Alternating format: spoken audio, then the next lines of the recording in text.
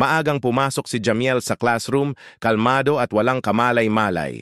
Nakangiti pa habang naglalakad, parang walang problema sa mundo. Pag-upo niya, napansin niyang lahat ng kaklase niya ay mukhang stressed. May nagre-review, may nagpa-panic at may nagdadasal. Lumapit ang seatmate niya at nagtanong ng pabulong, "Bro, handa ka na?" Si Jamiel naman litong-lito, "Handa saan?" Biglang tumingin ang buong klase doon sa kanya, sabay may nagsabi, "Yung quiz."